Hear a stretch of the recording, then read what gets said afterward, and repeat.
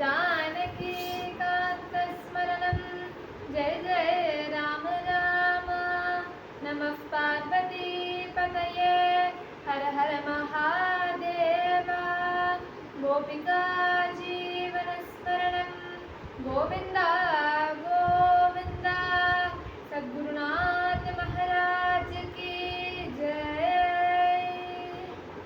ज्ञानानन्दमयं देवं निर्मलस्फटिकाकृतिम् आधारं सर्वविद्यानां हयग्रीवम् उपास्महे। शुक्लाम्बरधरं विष्णुं शशिवर्णं चतुर्भुजं प्रसन्नवदनं ध्यायेत् सर्वविघ्नोपशान्तये। अङ्गं हरेः पुलकभूषणमाश्रयन्ती भृङ्गाङ्गने बहुकुलाभरणं तमालम् अङ्गीकृताखिलविभूतिरपाङ्गलीला माङ्गल्यदास्तु मम मङ्गलदेवतायाः. எல்லாருக்கும் நமஸ்காரம். இப்போ நவராத்திரி எல்லாம் முடிஞ்சு இன்னைக்கு Vijayadashami. Navaratri full and full தேவியுடைய ஒரு பண்டிகை. தேவி முதல் 3 நாள் மகாசக்தி ரூபத்தை எடுத்துட்டு வரா. அடுத்த 3 நாள் மகாலட்சுமி ரூபத்தை எடுத்துட்டு வரா. கடைசி 3 நாள் மகா சரஸ்வதி ரூபத்தை எடுத்துட்டு வரா. இந்த 3 ரூபங்களுமே ஒன்னா சேர்ந்து நம்மளுக்கு விஜயத்தை கொடுக்குது. அதுதான் இந்த விஜயதசமி. ஆக இப்பேற்பட்ட இந்த நாள்ல நான் மகாலட்சுமியோட பெருமைகளை பத்தி எனக்கு தெரிஞ்ச 1-2 விஷயங்களை சொல்லலாம்னு பாக்குறேன். மகாலட்சுமி அப்படின்னு சொன்ன உடனே நம்ம எல்லாரோட மனசுலையுமே ஞாபகம் வரக்கூடிய ஸ்தோத்திரம், எஸ்பெஷலி கேரளால இருக்கிற எல்லாருக்குமே தெரிஞ்ச ஸ்லோகம் இது. என்ன அப்படின்னா ஸ்ரீ கனகதாரா ஸ்தோத்திரம். அது எழுதினவர் ஸ்ரீ ஆதிசங்கராச்சாரியார். சங்கராச்சாரியார் இன்னிலேருந்து சுமார் 1600 வருஷங்களுக்கு முன்னாடி வாழ்ந்தவர். அவர் தான் இந்த ஸ்தோத்திரத்தை எழுதினார். அந்த கதை கூட நம்ம எல்லாருக்குமே தெரிஞ்சிருக்கும். சங்கராச்சாரியார் அவரோட 8வது வயசுல சந்நியாசத்தை வாங்கிட்டார். சந்நியாச நியமம் என்ன அப்படின்னா, சந்நியாசி ஒருவர் அவருக்குன்னு சொந்தமா சாப்பாடு பண்ணிட்டு சாப்பிடக்கூடாது, பிக்ஷை எடுத்துட்டு தான் சாப்பிடணும். அதுதான் அந்த சந்நியாச நியமம். அதனால சங்கராச்சாரியாரும் ஒரு நாள் பிக்ஷை வாங்கறதுக்கோசரம் அப்படியே நடந்து போயிட்டு இருக்கார். அப்படி அவர் போகும்போது ஒரு வீட்டை பார்க்கிறார், சின்ன வீடு.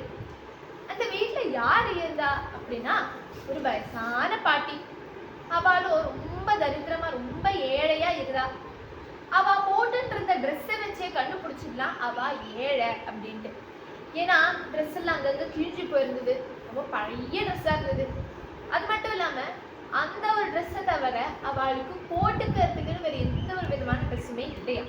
ஆக அப்பேற்பட்ட ஒரு தரித்திர நிலையில அந்த பாட்டி இருந்துருந்தா.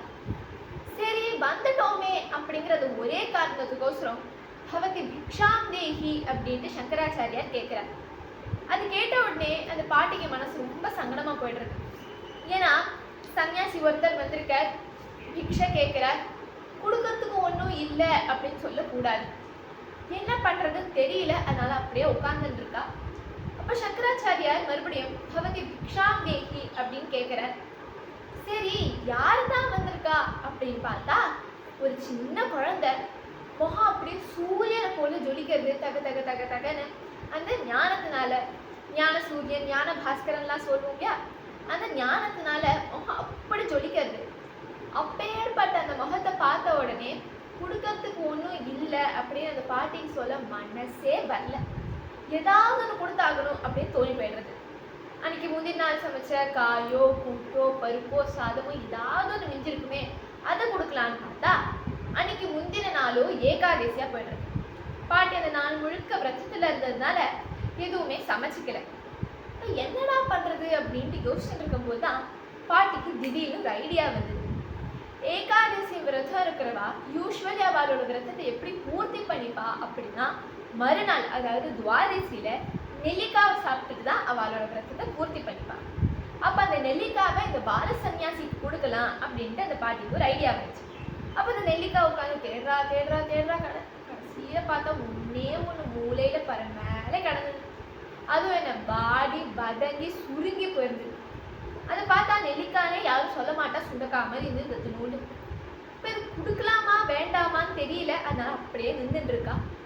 அப்ப சங்கராச்சாரியார் மறுபடியும் கேட்கிறார், பவதி பிக்ஷாம் தேகி அப்படின்ட்டு. சரி, இதை கொண்டு போவோம், அவர் எடுத்துப்பாரோ எடுத்துக்க மாட்டாரோ அப்படின்ட்டு தயங்கிண்டே அந்த நெல்லிக்காவை சங்கராச்சாரியார் கிட்ட அந்த பாட்டி கொடுக்குறா. அந்த நெல்லிக்காவை பார்த்த உடனேவே சங்கராச்சாரியாருக்கு அப்படி ஒரு கருணை, அப்படி ஒரு தயை அந்த பாட்டி மேல வந்துதான். ஏன்னா அந்த ஒரு நெல்லிக்காவை தவிர தங்கிட்ட எதுவுமே இல்லைன்னு தெரிஞ்சுட்டும் கொடுக்க சித்தமா இருக்கா இல்லையா, அந்த ஒரு குணத்தை பார்த்த உடனே இந்த பாட்டியோட ஏழ்மை இப்பவே போயாகணும் அப்படின்னு சங்கராச்சாரியாருக்கு தோணி போயிடுறது.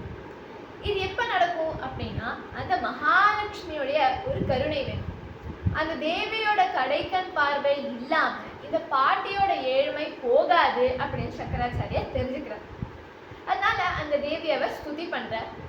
விஸ்வாமரேந்திர பதவிப்ரமதான தக்ஷம் ஆனந்த ஹேதுரதிகம் முரவித்விஷோபி ஈஷன் நிஷீதது மயி க்ஷணமீக்ஷணார்த்தம் இந்தீவரோதர சகோதரமிந்திராயாஹ அப்படின்னு வரிசையா 21 ஸ்லோகங்கள் உள்ள அந்த கனகதாரா ஸ்தோத்திரத்தை அவர் பாடுறார். அவர் பாடி முடிச்சாரோ இல்லையோ மகாலட்சுமிக்கு அப்படி ஒரு ஆனந்தம், அப்படி ஒரு சந்தோஷம். அதனால பிரத்யட்சமா அவர் முன்னாடி காட்சி அளிக்கிறான். வந்து கேட்கிறா, இந்த மாதிரி எதுக்கு என்ன ஸ்துதி பண்ண, எதுக்கு என்ன பாடின அப்படின்ட்டு. அதுக்கு சங்கராச்சாரியர் சொல்றார், தேவி இந்த மாதிரி பார்த்தேடா, இந்த பாட்டி ரொம்ப தரித்திரமா இருக்கா, ரொம்ப ஏழையா இருக்கா, உங்களுடைய கருணை இல்லாம இந்த பாட்டியோட ஏழ்மை போகாது, அதனால கொஞ்சம் கருணை காட்டுங்கோ அப்படின்னு கேட்கிறார். அதுக்கு தேவி சொல்றா, இல்ல இல்ல, போன ஜென்மத்துல இவ ஒரு நல்ல குடும்பத்துல தான் பிறந்ததுதான், கை நிறைய காசு பணம் எல்லாம் இருந்தது. ஆனா போன ஜென்மத்துல இவ எந்த ஒரு விதமான தானமோ தர்மமோ பண்ணல. பணத்தோட அழகே என்ன, இதெல்லாம் எல்லாருக்கும் கொடுக்கறது. ஆனா இவ எந்த ஒரு விதமான தானமே பண்ணாததுனால அதனுடைய பலனா இந்த ஜென்மத்துல இவ இப்படி பிறந்திருக்கான், என்னால எதுவும் பண்ண முடியாது அப்படின்ட்டு தேவி சொல்லிட்டான். அதுக்கு சங்கராச்சாரியர் சொல்ற, தேவி அது என்னவோ உண்மையா இருக்கலாம், இந்த பாட்டி போன ஜென்மத்துல என்ன பண்ணா அப்படின்னு எனக்கு தெரியாது. ஆனா இந்த ஜென்மத்துல பாருங்க, தங்கிட்ட அந்த ஒரு நெல்லிக்காவை தவிர வேற எதுவுமே இல்லைன்னு தெரிஞ்சுட்டும் ஒரு சன்னியாசி கேட்டார் அப்படிங்கிற ஒரே காரணத்துக்கோசரம் கொடுக்க சித்தமா இருக்கா இல்லையா. இந்த ஒரு சின்ன தானம் போதும், இந்த ஒரு சின்ன கர்மா போதும், இவா போன ஜென்மத்துல பண்ண எல்லா விதமான பாப்பங்களையுமே நம்ம கழிச்சுக்கலாம் அப்படின்னு சொல்ற. சரிதான் போ அப்படின்ட்டு மகாலட்சுமியும் அங்க கனகதாராவா பொழியிறா. கனக அப்படின்னா சம்ஸ்கிருதத்துல தங்கம் அப்படின்னு அர்த்தம், தாரானா மழைன்னு அர்த்தம். அப்ப அங்க தங்க நெல்லிக்காய் மழையா கொட்டுறது. இது நடந்த விஷயம் எர்ணாகுளம் பிரவத்துலதான் அந்த வீடு இருக்கு. அந்த வீட்டுக்கு ஸ்வர்ணத்து மனா அப்படின்ட்டு பேரு. நம்ம கூட இப்ப போய் பார்க்கலாம். அப்ப இதுல என்ன தெரிய வருதுன்னா, மகாலட்சுமிக்கு அப்படி ஒரு கருணை, அப்படி ஒரு சௌலபியம், எல்லாருக்குமே எல்லாத்தையுமே கொடுக்கணும் அப்படின்ட்டு அவங்க காத்துன்னு இருக்கா. நம்மளுக்குன்னு இருக்கிறது வெறும் ஒரே ஒரு வேலை தான், போய் கேட்கறது. ஆனா அதுதான் நம்ம பண்ண மாட்டேங்கிறோம். அந்த மகாலட்சுமிக்கு ஸ்ரீ அப்படின்ட்டு ஒரு பேர் உண்டு. ஸ்ரீ அப்படின்னா என்ன அப்படின்னா, ஒரு மந்திரத்திலேருந்து உருவான பீஜாட்சரம் தான் இந்த ஸ்ரீ. ரிக்வேத சூக்தத்துல ஸ்ரீ சூக்தம் அப்படின்னு இருக்கு. அதுல ஒரு வரி, அஸ்வபூர்வாம் ரத மத்யாம் ஹஸ்திநாத பிரபோதினீம். இந்த ஒரு வரியில மகாலட்சுமியுடைய 3 விதமான பெயர்களை பற்றி சொல்லியிருக்கு. ஃபர்ஸ்ட் நேம் அஸ்வபூர்வா, ரெண்டாவது ரதமத்யா, மூணாவது ஹஸ்திநாத பிரபோதினி. இந்த 3 பேர்லேருந்து உருவான பீஜாட்சரம் தான் அந்த ஸ்ரீ. எப்படின்னா, அஸ்வபூர்வாலேருந்து ஷகாரத்தை எடுத்து, ரதமத்யாலேருந்து அந்த ரா அப்படிங்கிற அந்த சப்தத்தை எடுத்துட்டு, ஹஸ்திநாத பிரபோதினிலேருந்து ஈ சப்தத்தை எடுத்தா ஷ ர இ அப்படின்ட்டு 3 லெட்டர்ஸ் நம்மளுக்கு வரும். அந்த 3 லெட்டர்ஸையும் நம்ம ஒன்னா ஜாயின் பண்ணா ஸ்ரீ அப்படிங்கிற ஸ்ரீ பீஜோத்பத்தி மந்திரம் நம்மளுக்கு கிடைக்கும். ஆக வேதத்திலேயே இந்த பேரானது குறிப்பிடப்பட்டிருக்கு. ஸ்ரீ அப்படிங்கிற ஒரே பேர்லயே மகாலட்சுமியோட எல்லா விதமான கல்யாண குணங்களையுமே பத்தி வர்ணிக்கப்பட்டிருக்கு. ஸ்ரீ வைஷ்ணவ சம்பிரதாயத்துல மகாலட்சுமிய வழிபடுறது, மகாலட்சுமியை ஸ்துதி பண்றது, ஸ்ரீ உபாசனை அப்படிங்கிறது ரொம்ப சிரேஷ்டமானது, ரொம்ப விசேஷமானது. ஏன் அப்படின்னா, மகாவிஷ்ணு இருக்கார் இல்லையா, அவர் எப்படி பகவான் ஆகிறார், அவர் எப்படி கடவுள் ஆகிறார் அப்படின்னா மகாலட்சுமியால தான் அப்படிங்கிறது ஐதிஹ்யம். இது ரொம்ப கிளியரா எங்க கொடுத்துருக்கு அப்படின்னா தைத்திரிய பிராமணத்துல ஒரு வரி, ஸ்ரத்தயா தேவோ தேவத்வம் அஷ்ணுதே, தேவஹா தேவத்வம் அஷ்ணுதே. அந்த மகாவிஷ்ணு எப்படி கடவுள் ஆகிறார், இல்லைன்னா எப்படி பகவான் ஆகிறார், இல்லைன்னா தேவத்வம் அப்படிங்கிற அந்த குணம் எப்படி அவருக்கு வர்றது அப்படின்னா ஸ்ரத்தையா. மகாலட்சுமிக்கு ஸ்ரத்தா அப்படின்ட்டு இன்னொரு பேர் இருக்கு, இந்த மாதிரி கிருபா க்ஷமா அப்படின்ட்டு நிறைய பேர்கள் இருக்கு. ஆக மகாலட்சுமியால தான் பகவான் விஷ்ணு கடவுளாவே ஆகிறார் அப்படின்ட்டு தைத்திரிய பிராமணத்துல சொல்லியிருக்கு. யாமுனாச்சாரியர் அவரோட சதுஸ்லோகியில பாடுறார், காந்தஸ்தே புருஷோத்தம பனிபதிஹி ஷய்யாசனம் வாஹனம். அந்த மகாலட்சுமிய அவ்வளோ ஈஸியா ஸ்துதி பண்ணிட முடியுமா, அவ்வளோ ஈஸியா பாடிட முடியுமா? ஏன்னா அவளுடைய காந்தன் கணவன் யாரு அப்படின்னா மகாவிஷ்ணு. அவருடைய பெருமை என்ன, அவர் புருஷோத்தமன். அப்போ அவரை ஈஸியா பாடிட முடியுமா? அவ எதுல சயனம் பண்றா அப்படின்னா பனிபதிஹி, அந்த ஆதிசேஷன் மேல அவ சயனம் பண்றா. அவ எதுல பறந்து வரா அப்படின்னா கருடன், சாக்ஷாத் வேத ஸ்வரூபம். அப்போ எல்லா விதமான விசேஷங்களையுமே உடையவ இந்த மகாலட்சுமி. அவளுக்கு ஸ்ரீ அப்படின்னு பேரு. ஸ்ரீரித்யேவ ச நாமதே பகவதி. உனக்கு ஸ்ரீ அப்படிங்கிற பேரு. ப்ரூம கதம் த்வாம் வயம். உன்னை நாங்க எல்லாரும் எப்படி ஸ்துதி பண்றது, உன்னை நாங்க எல்லாரும் எப்படி பாடுறது அப்படின்ட்டு யாமுனாச்சாரியர் அவரோட சதுஸ்லோகியில கேட்கிறார். ஸ்ரீ அப்படிங்கிற அந்த ஒரு பேருக்கு மொத்தம் 6 ரீசன்ஸ் இருக்கு. எதுக்கு மகாலட்சுமிக்கு ஸ்ரீ அப்படிங்கிற அந்த பேர் வந்ததுன்னா மொத்தம் 6 ரீசன்ஸ் இருக்கு.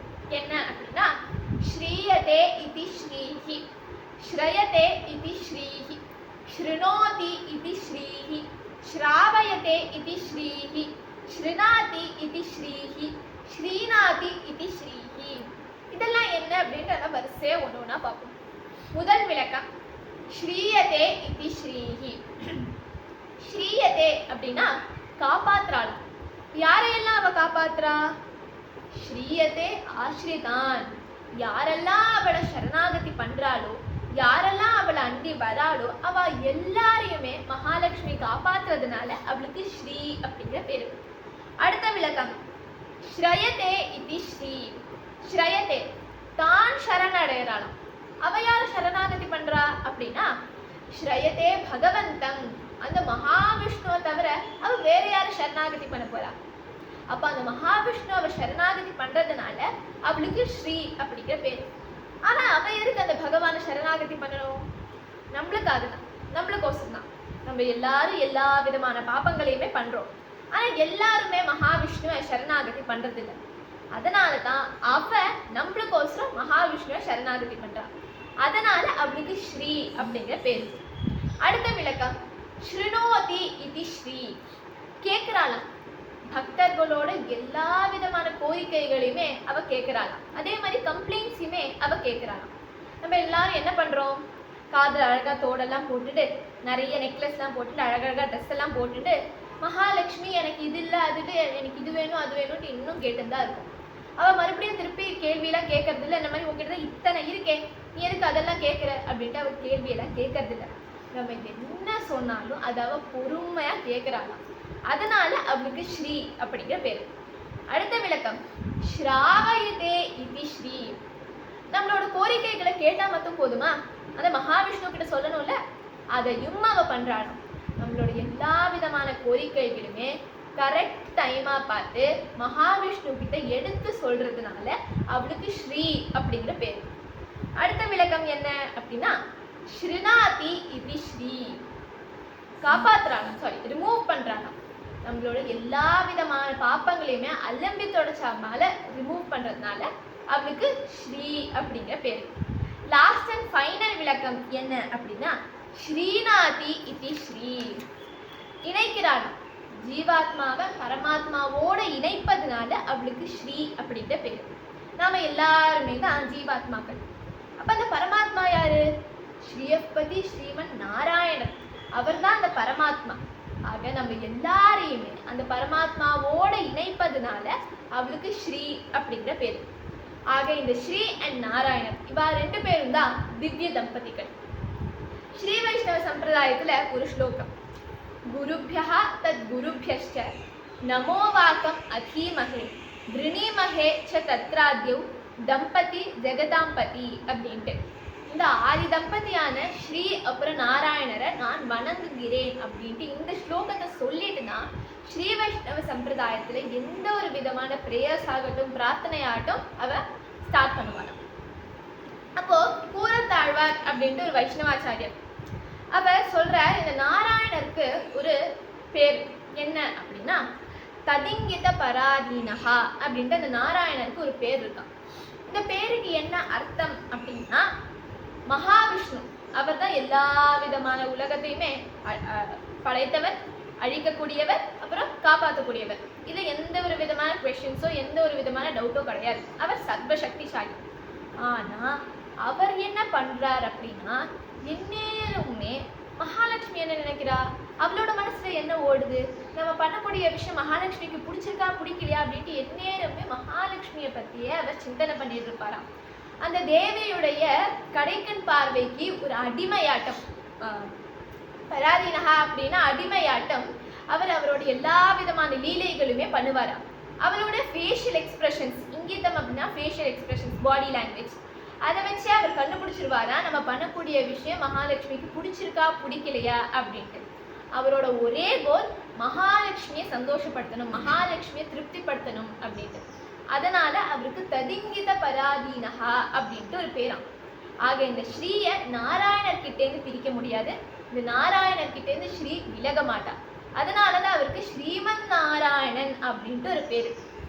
திருமங்கையாழ்வார் அவரோட நான்முகன் திருவந்தாதியில பாடும்போது சொல்ற, கல்லாதவர் இலங்கை கட்டளித்த காக்குத்தன் அல்லால் ஒரு தெய்வம் யானிலேன், பொல்லாத தேவரை தேவர் அல்லாரை திருவில்லா தேவரை தேரேமின் தேது அப்படின்ற. இது அவர் என்ன சொல்ல வர்றாரு அப்படின்னா, ராமரை மட்டும் தான் நான் என்னுடைய பகவானா ஏற்றுப்பேன், ராமரை மட்டும் நான் தான் சரணாகதி பண்ணுவேன் அப்படின்ற. அதெல்லாம் போட நம்மளுடைய மெயின் டாபிக் வருவோம். திருவில்லா தேவர், திரு அப்படின்னா ஸ்ரீன்னு அர்த்தம். அப்ப அந்த லக்ஷ்மி இல்லாத பகவான், அதாவது சீதை இல்லாத ராமனை நான் வணங்க மாட்டேன் அப்படின்ற. ஏன் அப்படின்னா பின்னாடி லக்ஷ்மி தந்திரத்துல அதுக்கான பதில் வருது.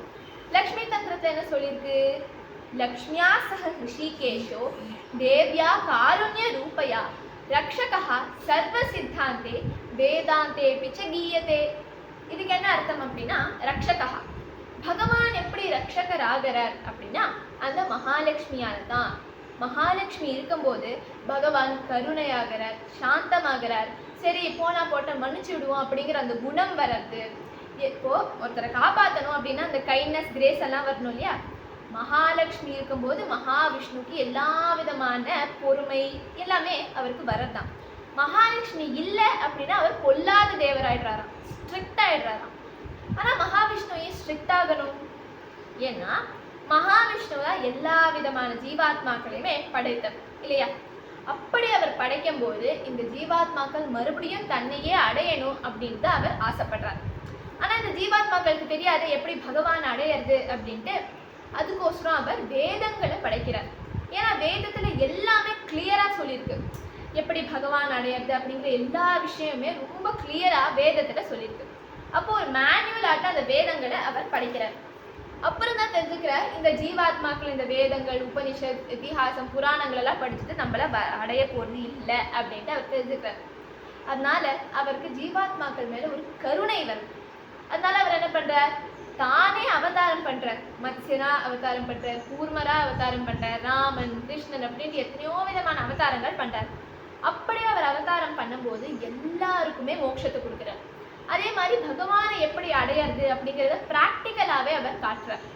அப்போ அந்த மாதிரி காட்டும் போது கூட ஜீவாத்மாக்கள் தன்னை அடையலை அப்படின்னு தெரிஞ்சுக்கிறார். அதுக்கப்புறம் மறுபடியும் அவதாரம் பண்றார். எப்படி? ஆச்சாரிய ரூபமா அவர் அவதாரம் பண்றார். முதல்ல மேனுவல் ஆட்டம் வேதங்களை அவர் படைச்சார். அதுக்கப்புறம் தானே அவதாரம் பண்ணார். எதுவுமே ஒர்க் அவுட் ஆகும் போது ஆச்சாரிய ரூபமா அவர் அவதாரம் பண்றார். ஸ்ரீ ஆதிசங்கராச்சாரியரை அவதாரம் பண்றார், ராமானுஜாச்சாரியரை அவதாரம் பண்றார், நிம்பார்கர், சைத்தன்யர், மத்வாச்சாரியர் அப்படின்ட்டு எத்தனையோ விதமான ஆச்சாரியர்களை அவர் அவதாரம் பண்றார். அப்படி அவர் அவதாரம் பண்ணும்போது பகவானை எப்படி அடையிறது அப்படிங்கிற விஷயத்தை அவர் எடுத்து எல்லாருக்குமே காட்டுறார். அப்பயுமே இந்த ஜீவாத்மாக்கள் தன்னை அடையலை அப்படிங்கிற போது பகவான் விஷ்ணுவுக்கு கோவம் வருமா வராதா? கண்டிப்பா வரும். இங்கதான் மகாலட்சுமியோட வேலை வருது. அப்படி பகவான் விஷ்ணு கோபமா இருக்கும்போது மகாலட்சுமி என்ன பண்றா? ரெக்கமெண்ட் பண்றா, பாவம் நம்ம குழந்தைங்க தானே, பரவாயில்ல விட்டுட்டு போட்டோம், தப்பு தானே பண்றா, பரவாயில்ல மன்னிச்சு விட்டுருங்கோ அப்படின்ட்டு அவர் ரெக்கமெண்ட் பண்றாளாம். இதுக்குதான் புருஷகாரம் அப்படின்ட்டு பேரு. இந்த புருஷகாரத்துக்கு நிறைய எக்ஸாம்பிள்ஸ் இருக்கு. நம்ம ராமாயணத்துல இருந்து நிறைய எக்ஸாம்பிள்ஸ் பார்க்கலாம். ராமாயணத்துல ராமன் எத்தனையோ விதமான அசுரர்களை வதம் பண்ணிட்டே வர. ஸ்டார்டிங்ல இருந்து தாட்டகா சுபாகு அவளை வதம் பண்றாரு. அதுக்கப்புறம் மாரீச்சன் அவனை ஒரு உடஞ்ச போன அம்பாரை தான் அடிக்கிறார். அதுக்கே அவன் அயோத்தியாலேருந்து ஸ்ரீலங்கா கிட்ட இருந்து ஏதோ ஒரு கடலை துப்புன்னு விழறான். அதுக்கப்புறம் அவன் எப்படியோ தபஸ்லாம் பண்ணி பொழைச்சிக்கிறான். ஆனா மறுபடியும் அவன் பொன்மாலா திரும்பி வரான். அப்போ ராமன் அவனை சம்ஹாரம் பண்றார். அதுக்கப்புறம் எத்தனையோ விதமான அசுரர்களை வரிசையா வதம் பண்ணிட்டே வர. கபந்தன், அப்புறம் ஜலஸ்தானத்துல கிட்டத்தட்ட 14,000 ராட்சசர்கள் எல்லாம் அவர் வதம் பண்ணிட்டே வர. எங்க ராவணன், கும்பகர்ணாதிகள் மட்டும் எல்லாரையுமே அவர் சம்ஹாரம் பண்ணிட்டு இருக்கும் போது ஒரு சில அசுரர்களை அவர் போனா போட்டு மன்னிச்சு விட்டுறாராம். அதுல யாரெல்லாம் அந்த மாதிரி மன்னிச்சு விட்டவா அப்படின்னா, சித்திரக்கூட்டத்துல காக்காசுரன் அப்படின்ட்டு ஒரு அசுரன் வரான். அவனை ராமர் மன்னிச்சு விட்டுறார். ஆக்சுவலி சித்திரக்கூட்டத்தில் அன்னைக்கு என்ன ஆச்சு அப்படின்னா, ஒரு நாள் பட்ட பகல் வெயில். ராமர் ரொம்ப டயர்டா வர, அவருக்கு ரெஸ்ட் எடுத்துக்கணும். அப்ப சீதை உட்காந்து அவளோட மடியில ராமரை படுக்க வச்சுக்கிறார். அப்போ ராமர் அந்த மாதிரி ரெஸ்ட் எடுத்துட்டு இருக்கார். அங்க ஒரு காக்கா வருது. அப்போ ஆக்சுவலா அது வந்து ஒரு அசுரன், காக்காசுரன் அப்படின்ட்டு. அப்ப அந்த காக்கா வந்து சீதைய பாக்குது. அவளை ஒரு தாயா பார்க்காம, ஒரு அன்னையா பார்க்காம, ஜெகன்மாதாவா பார்க்காம, ஒரு பெண்ணா பார்த்து அவளோட அழகுல மயங்கி புது ஏடாகூடமா யோசிக்க ஆரம்பிச்சிருக்கு. அதனால என்ன பண்ணுது, அது அவளோட உடம்பு, கை, கால் எல்லா இடத்துலயுமே பிராண்டி சீதைக்கு ரத்தமே வர ஆரம்பிச்சிடுது. ஆனா அவ அசையாம அப்படியே உட்கார்ந்துட்டு இருக்கா. ஏன்னா ராமன் ரெஸ்ட் எடுத்துட்டு இருக்கான். அதனால அப்படி அவன் வந்து ரத்தம் வந்துட்டே இருக்கு. அப்ப திடீர்னு ஒரு ரத்த சொட்டு ராமனோட சொட்டுன்னு விழுந்துது. சுட சுட ரத்த சொட்டு விழுந்த உடனே ராமன் முடிச்சு பாக்குறார். பார்த்தா சீதையோட உடம்புல எல்லாம் ரத்தம் வர ஆரம்பிக்குது. அதை பார்த்த உடனே அவனுக்கு பயங்கர கோபம். அப்ப பக்கத்துல இருந்த ஒரு புல்ல அப்படியே பறிச்சு பிரம்மாஸ்திர மந்திரத்தை சொல்லி ஏவி விடுறார். யார் சீதைய இந்த மாதிரி துன்புறுத்தினாலோ அவளை என்ன பண்றேன் பார் அப்படின்ட்டு அந்த அம்ப ஏவி விடுறார். யார் சீதைய துன்புறுத்தினது? காக்காசுரன். அதனால அந்த அம்பு காக்காசுரன் துரத்தின்றே இருக்கு. காக்காசுரன் எங்கெங்கயோலாம் ஓடுற, பின்னாடியே அது வருது. ஆக்சுவலி இந்த காக்காசுரன் யாரு அப்படின்னா, ஜெயந்தன் அப்படின்ட்டு இந்திரனோட பையன்தான். என்னதான் ஒரு இந்திரனோட பையனா இருந்தாலுமே அவன் வந்து செயல், the way he thinks எல்லாத்துலயுமே அவன் வந்து ஒரு அசுரனை போல. அதனால அவன் என்ன நினைக்கிறான் அப்படின்னா, நான் தேவேந்திரனோட பையன், ஆஃப்டர் ஆல் இந்த ராமனுடைய சரம், இந்த ராமனுடைய அம்பு என்னை என்ன பண்ணிட போகுது அப்படின்னு திரும்பி பார்த்தா இன்னும் அந்த அம்மா அவனை துரத்தின்னு இருக்கு. ஓஹோ அப்படியா, இப்ப நான் இந்திரலோகத்துக்கு போறேன், இந்த அம்பால என்னை என்ன பண்ணிட முடியும் அப்படின்ட்டு அவன் ஸ்ட்ரெயிட்டா இந்திரலோகத்துக்கு பறந்து போறான். அப்படி அவன் வந்து போய் இந்திரன் கிட்ட கேட்குறான், அப்பா அப்பா என்னை காப்பாத்துப்பா அப்படின்ட்டு. என்னடா என்னாச்சு, எதுக்கு உன்னை காப்பாற்றணும் அப்படின்னு கேட்குறான் இந்திரன். அதுக்கு ஜெயந்தன் சொல்றான், இல்லைப்பா ஒரு அம்பு என்னை துரத்திட்டு வருதுப்பா. அம்பா? யாருடைய அம்புதா? ராமனுடைய அம்புப்பா. ராமனுடைய அம்பா? ராமனுடைய அம்பு கிட்ட இருந்தா என்னால உன்னை காப்பாற்ற முடியுப்பா? அவ்வளோ பெரிய சக்திலாம் எனக்கு கிடையாது. நீ முதல்ல இந்த இடத்த விட்டு கிளம்பு. ஏன்னா நீ இங்கதான் இருக்க. அந்த அம்பு உன்னை தேடிட்டு வரும். ஒன்ன அடிக்கிற சாக்குல என்னையே அடிக்கும், இந்த இந்திரலோகத்தையே பொசிக்கிடும். அதனால நீ இந்த இடத்த விட்டு கெட் அவுட் அப்படின்ற. அப்பாவே இப்படி சொன்னதுனால என்ன பண்றதுன்னு தெரியல. அதனால இந்திரலோகத்தை விட்டு பிரம்மலோகத்துக்கு போறான், சிவலோகத்துக்கு போறான், வைகுண்டத்துக்கு போறான். எங்க போனாலும் ராமனுடைய அம்பு கிட்ட இருந்து எங்களால ஒன்னை காப்பாற்ற முடியாதுன்னு எல்லாருமே சொல்றான். அப்பதான் அவனுக்கே தெரியுது அவன் எவ்வளோ பெரிய தப்பு பண்ணியிருக்கான் அப்படின்ட்டு. இப்ப என்ன பண்றதுன்னு தெரியல. அம்பு இன்னும் அவனை துரத்தின்றே தான் வருது. சரி நம்ம ரிஷிகள் கிட்ட எல்லாம் போய் கேட்கலாம் அப்படின்ட்டு போறான். அப்பாவாலாம் சொல்றா, இல்ல என்ன எங்களாலையும் உன்னை காப்பாற்ற முடியாது, நீ யார் யாரோ காலில் எல்லாம் விழறியே, போய் அந்த ராமனுடைய காலில் விழ, அவன் உனக்கு உயிர் பிச்சை தர போறான் அப்படின்ட்டு சொல்றான். சரி நம்மளோட உயிரை நம்ம காப்பாற்றி ஆகணும்னா ராமன் காலில் தான் விழுந்தாகணும் போல அப்படின்னு ஸ்ட்ரெயிட்டா அவன் சித்திரக்கூடத்துக்கு பறந்து வரான். ஆக்சுவலாக அவன் எல்லா உலகத்தையுமே சுற்றிட்டு வந்ததுனால உடம்பு அப்படியே டயர்டாக போய்டுறது. இப்போது பிராணன் உடம்புல ஒட்டின்னு இருக்கு. என்ன ரொம்ப டயர்டாயிட்டான். அப்போ ஸ்ட்ரெயிட்டாக சித்திரக்கூடத்துக்கு பறந்துட்டே வரான். ஆக்சுவலி ராமன் காலில் விழணும், சீதை காலில் விழணுன்றதுக்கோசம் தான் வரான். ஆனால் உடம்புல சக்தியே இல்லாததுனால அப்படியே தொப்புன்னு விழறான். விழுந்த வேகத்தில் தலைகீழாக விழுந்துட்டான். எப்படி? அவனோட காலும் ராமனுடைய காலும் பக்கத்தில் வரா மாதிரி விழுந்துட்டான். யாராவது அப்படியா காலில் விழுவா? ஆனால் அதை பார்த்த உடனே சீதைக்கு அப்படி ஒரு கருணை அந்த காக்கா மேலே. அப்போ மெதுவாக அதை எடுத்து அதோட தலை ராமன் கால் கிட்ட வரா மாதிரி படுக்க வைக்கிறார். அதை பார்த்துட்டு ராமன் கேட்குறான், என்ன பண்ணுற அப்படின்ட்டு. இல்லைண்ணா, பாவம் இந்த காக்கா தன்னோட தப்பெல்லாம் உணர்ந்து சரணாகதி பண்ண வந்திருக்கு, மன்னிச்சு விட்டுருங்கோ அப்படின்றா. அவன் ஆக்சுவலி சரணாகதி பண்ணவா வந்தான், உயிர் பழசா போதுன்றதுக்கோசரம் காலில் விழ வந்தான். ஆனால் சீதை அதை எப்படி எடுத்துக்கிறா பாருங்க. இதுதான் மகாலட்சுமியோட கருணை. அப்போ ராமன் பார்த்துட்டு இதை சிரிக்கிறதா இல்லை கோவப்படுறதானே தெரியல. அப்போ கேட்குறான், சீதை நீ என்ன தெரிஞ்சுட்டா பண்ணுற? இவன் உன்னை என்ன ரொம்ப டிஸ்டர்ப் பண்ணியிருக்கானே, இவனை வதம் பண்ணுறது தானே நியாயம் அப்படின்றான். அதுக்கு சீதை சொல்கிறா, எனக்கு நியாயம் தர்மம்லாம் தெரியாது, குழந்தை உங்களை சரணாகதி பண்ண வந்திருக்கு, நீங்கள் சரணாகதி கொடுத்து தான் ஆகணும் அப்படின்றார். இப்போ இதுலேருந்து என்ன தெரிய வருது அப்படின்னா, மகாலட்சுமிக்கு அப்படி ஒரு கருணை, அப்படி ஒரு தயை எல்லார் மேலேயும். அப்பேற்பட்ட அந்த மகாலட்சுமியை நான் பிரார்த்திச்சுட்டு அவ எல்லாருக்குமே அனுகிரகம் பண்ணணும் அப்படின்ட்டு அவகிட்ட வேண்டிக்கிட்டு என்னோட உரையை முடிச்சுக்கிறேன். சத்குருநாத் மகாராஜ் கி ஜெய், ஆஞ்சநேய சுவாமி கி ஜெய்.